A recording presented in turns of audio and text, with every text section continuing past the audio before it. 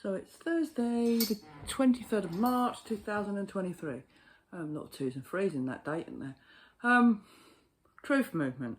I haven't really sort of said much about it of late because I don't watch the media anymore and I don't get involved in the fear porn so much.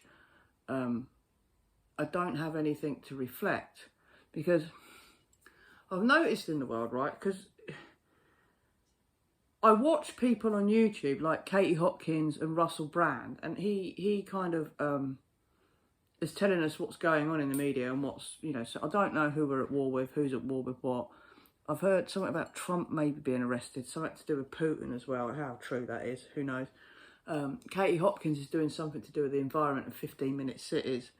And there's lots of other stuff that's going on in the backdrop that's a little bit, well, most people can't see it, but, it is what it is. But I haven't vlogged about, ranted about it or sort of said too much about it because watching the media all the time and watching the news all the time and then reporting here on a platform, it made me quite angry, to be honest, a lot of the time. Because I'm so passionate about people just respecting one. Why can't people just be nice and respect each other a little bit more and be a bit more like thoughtful of one another, and then it'd be a better place? I know you need a little bit of, negative and a little bit of but I just the whole world, they're all turning into selfish, entitled, money orientated people who are just so self-absorbed and all they think about themselves, almost like narcissist. I say it like that because it hasn't got an A in it. It's not a narcissist, it's narcissist, I'm sorry, but it's almost like the world's got that. They want people just to blindly just follow and only think of themselves, and then they work for the system in a way, and they keep everyone in flight and fight mode. Now, flight and fight mode are there for when we were lived in caves. We had to either run away from prey or fight something. And being in flight or fight all the time and not being at zen, it's not good. It can't be, can it? Because it just make, think about when you're gotta run, gotta fight. It's like what are those feelings? It's like you'll feel anxious, you'll feel paranoid, you'll feel invigorated, you'll feel all rage, you'll feel all those things because you're constantly in flight, fight. You don't know what's coming next. And that's what I see out there.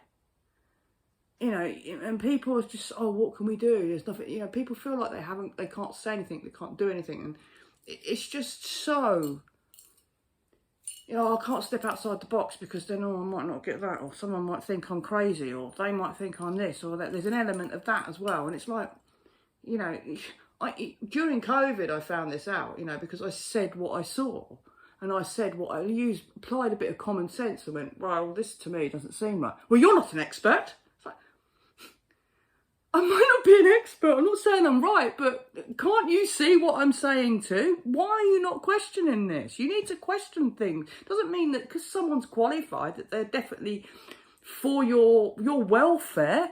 We know that everything's about profit and growth. Corporations are just, all they care about is growing and making profit. So why would the health service be any different? Why would the food chains be any different? Why would anything be any different? Surely to God, it's almost like you only have to look at your education system when you're at school. You're just taught to repeat and not question. It's almost like, okay, you look at that now and look at the way the world is, and there's loads of people just so absorbed with their life and their thing. And I get it, right? Sometimes you just need to switch off from what's over there in order to stay sane, right? Not all of us have the same level of being able to keep sane. I'm quite good at keeping. I deal with things quite well. I get over it. I deal with it, if it's anything, I've been through all different types of trauma in my life. We all have different things that we've had to experience and you learn from it. And it just, it's just awful. Just walk next time you're out, when you're in town or you're in an area where there's lots of people, right? Just observe for 1 month. Just observe, just people watch, observe, and you'll go, see how many people are actually well. And I don't think there's many people that are happy either. It's pretty concerning. But the thing is 2003 is when I sort of woke up really to all this stuff. So 20 years ago. And I started banging on about it on YouTube about 2008. And, you know, it drains the fuck out of you. It don't win you any friends. It don't make you that popular in certain circles. It's certainly ain't good for your fucking well-being all the time. That's why you have to step out sometimes and then come back into it, because it just drains you. And now, because of the way that things have been constrained since this lockdown, you know, like this video, oh, lucky if 40 people will see it because of the way that the algorithms work. But people like Katie Hopkins, but then 40 people's better than no one. That's how I have to look at it, as I wouldn't keep doing it. Katie Hopkins is out there doing some good stuff. Russell Brand is out there doing some good stuff.